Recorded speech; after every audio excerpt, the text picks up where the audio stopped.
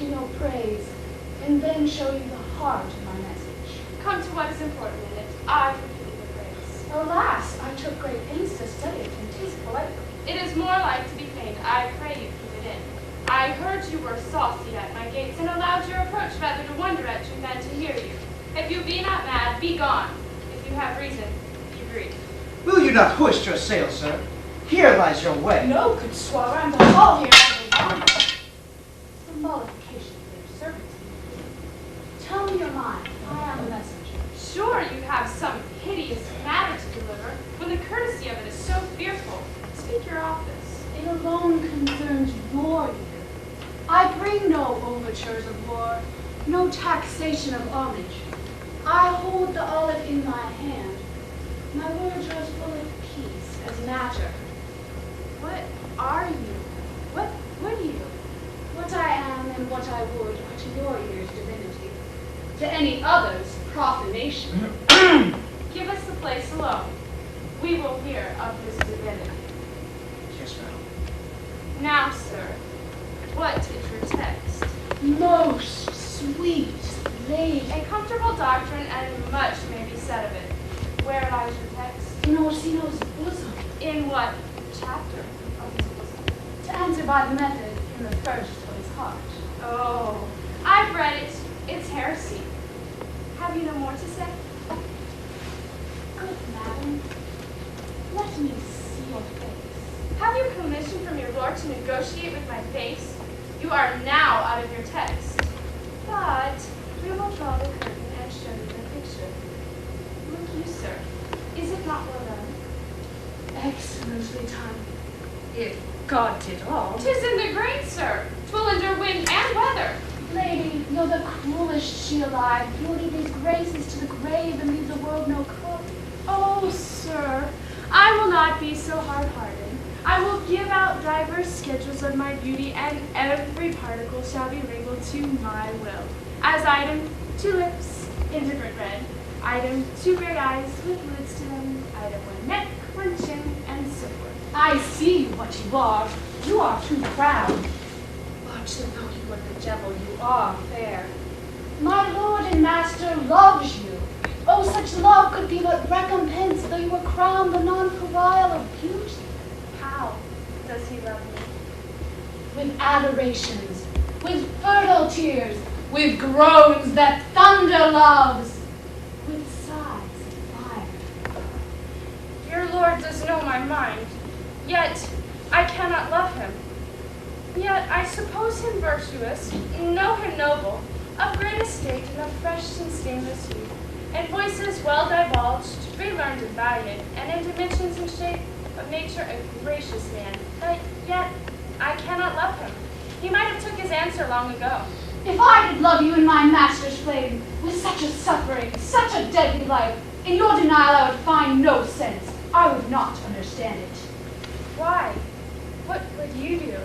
Make me a willow cabin at your gate, and call upon my soul within the house. Write loyal cantons of contented love, and sing them loud, even in the dead of night. Halloo your name to the reverberate hills, and make the babbling gossip of the air cry out, Olivia! Oh, you should not rest between the elements of air and earth, but you should pity me. You might do much. What is your parentage? Above my fortunes, yet my estate is well. I am a gentleman. Get you to your lord. I cannot love him. Let him sin no more, unless perchance you come to me again to tell me how he takes it. Very well, I thank you for your pains. Spend this for me. I'm no fee postling. Keep your purse. My master, not myself, lacks recompense.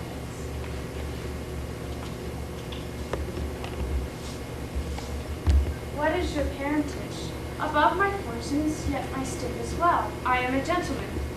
I'll be sworn thou art. Thy tongue, thy face, and actions do give thee fivefold blazon. Not too fast. Unless the master were the man, how now? Even so quickly may one catch the plague? Well, let it be. What ho, Malvolio? Here, madam, at your service. Run after that same peevish messenger, the county's man. He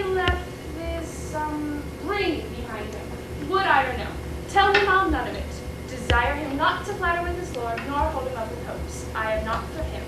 But if the youth will come again tomorrow, I'll give him reason for it. Hide thee, Malvolio. I know not what, and fear to find mine eye too great a flatterer for my mind.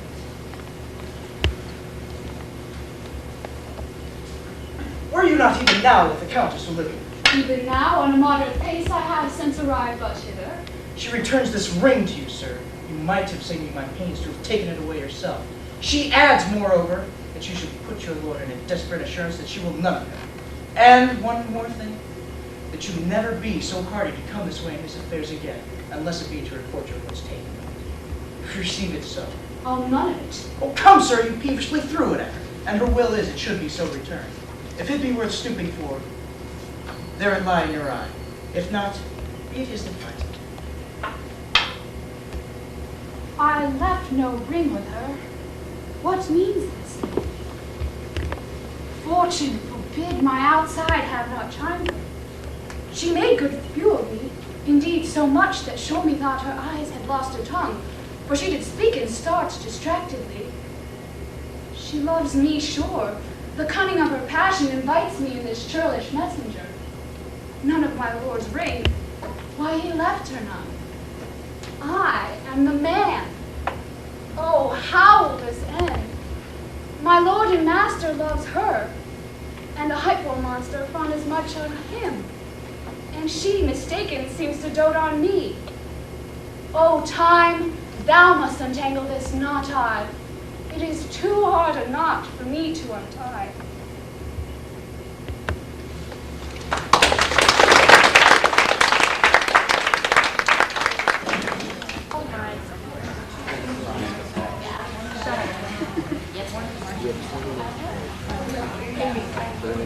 Amy, was that here?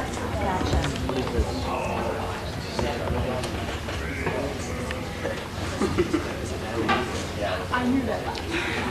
Oh, thank you. Hi, Amy. I miss her.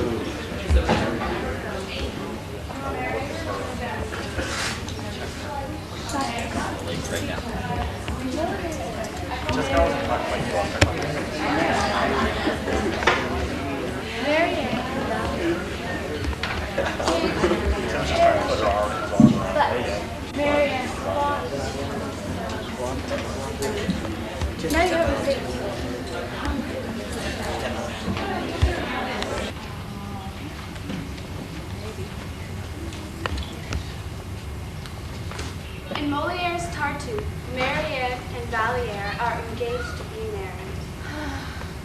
But Marianne's father has come under the spell of the religious charlatan Tartuffe and decides to break the engagement and wed his only daughter to this hypocrite. Misunderstandings and hurt feelings are left to the family maid Doreen to sort out. Tell me, have you lost your speech? To allow such a senseless proposal to be made to you without saying the least word against it. What would you have me do against such a tyrannical father? Which is necessary to ward off such a threat. What? Tell him you cannot love by proxy, that you married for yourself and not for him. And since Tartuffe is so charming in his eyes, he may marry him himself. Father, I confess, has so much authority over us. I have never had the courage to answer him. Valliere has proposed to you. Do you love him or do you not? You do my feelings great injustice, Doreen, to ask such a question. Have I not 100 times opened my heart to you? How do I know that your lips have spoken what your heart? You wrong me greatly in doubting me, Doreen, for my true sentiments have always been clearly shown. You really love him then? Very passionate. And to all appearances he loves you as well. I believe so. And you both are eager to marry one another. Assuredly. Then what do you expect of this other match then? To kill myself if they force me into it. Oh, that is a resource I did not think of. You have only to die to get out of trouble. Drives me mad to hear such talk. What a temper you get into. You do not sympathize with people's trouble. I do not sympathize with people who talk stupidly. But what would you have me do? If I am timid, Love requires firmness. But have I wavered in my affection for Valliere? And is it not his duty to obtain a father's consent? But since your father is completely taken up with Tartuffe, is Valliere to be blamed for that? But however brilliant Valliere may be, am I to forget the modesty of my sex and my filial duty? And would you have me display my feelings for Valliere before the whole world? No. I see that you would like to be Madame Tartuffe, and I would be wrong to oppose such a union. Certainly Tartuffe is no fool. You live only too happily with such a husband. Such a handsome husband. Yes, you ought to obey your father, even if he wishes you to marry an eighth. Yours is an enviable fate. Of what do you complain? How joyful you will be. Oh, you kill me. Tartuffe is your man, and you shall have a taste of him. For pity's sake, Doreen. You shall be Tartuffed. Very well. Since you leave me in despair, I know an infallible remedy for my sufferings.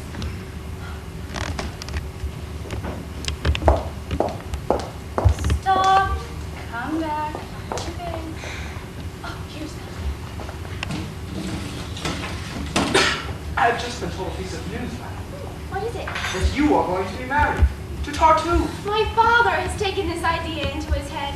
Your father? Has altered his mind. He has just proposed this affair to me. What?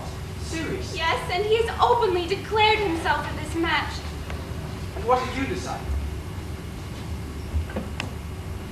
I know not. You know not? No? No? What would you advise me? I advise you to take this husband. Is that your advice? Yes. Seriously? The choice is glorious. Very well, sir. I shall act upon the That advice. will not be very painful, I think. No more painful than for you to give it. I gave it to please you, madam. And I shall follow it to please you. Let us see what this will come to. Then your loved one was all deceit. Do not speak of that. You have told me that I ought to accept the husband selected for me. And I intend to do so since you have given me this wholesome advice. No doubt you never had any real affection for me. Think so if you like. That is a sufficient insult, madam. I shall leave you this very moment. Very well. Remember, at least, it is you yourself who have driven me to this extremity. Yes. And that I am only following your example. So much better. This is the last time you'll ever see me. That is right. What? What's the matter? Did you not call me? You're dreaming. Very well, then. I shall be gone. Farewell, madam. Oh, I think that you are losing your senses with all this folly. I have allowed you to quarrel with him, and this would lead Valliere. What do you want, Doreen? Stay here. No, I feel too indignant. Stop. No, I've made up my mind. I cannot bear to see me. I had much better leave. Oh, now for the other. Where are you running to? Leave me alone. Come back. No, it's no use detaining me. See, the sight of me annoys her. I'd better free her from it. What again? Cease this fooling and turn around, both of you. Well? Yes? Are you mad to wrangle in this way? Did you not hear how she spoke to me? Are you silly to go into such a Did you not see how he treated Folly me? On both sides. Why did you give me such advice? Why did you ask for it? You are a pair of fools! Come, give me your hands. Both of you. What's the good of my hand? It's truth to tell, all lovers are great fools. Oh, really? Are you not a naughty girl for saying such disagreeable things? I'm not the most ungrateful child. Leave the debate until another time. Let us think about averting this marriage. Tell us what to do. Well, you ought to appear to comply quietly with this nonsense. Then it would be easier to put off the marriage. In gaining time, we gain everything. Sometimes you could be taken with a sudden illness, or you saw an ill omen. But the better to succeed, I think it is advisable that you not be seen talking with one another. Oh. Now go! Employ your friends to make Orgon keep his promise to you. The greatest hope is in you. I shall be no one but Valliere. Oh, how happy you make me. Ah, Lovers never weary of prattling. Be off, I tell you. Oh, sir? After all, What a cackle. You go this way, and you the other.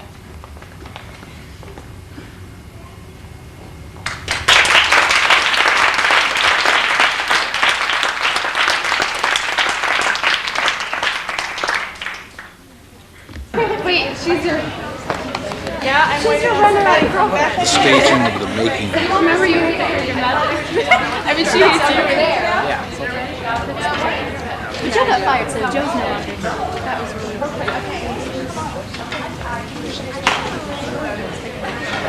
we'll let you finish.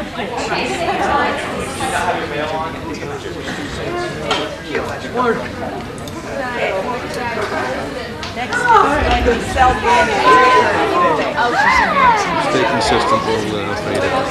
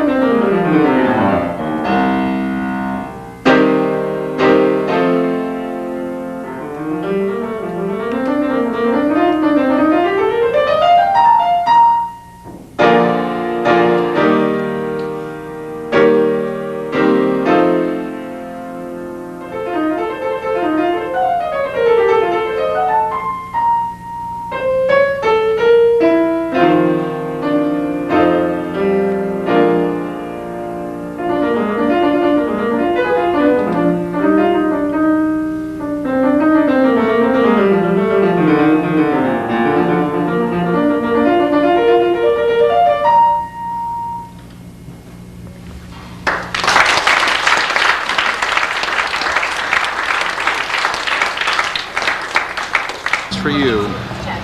So we might as well just go see Adam and Chris.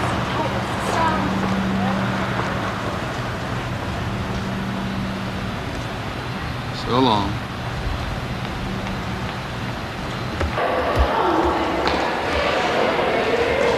Oh, don't leave. Yep.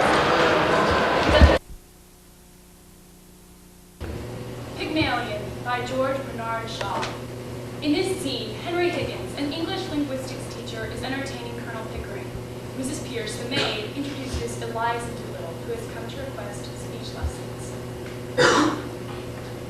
There's a young woman who wants to see you, sir. A young woman? What does she want?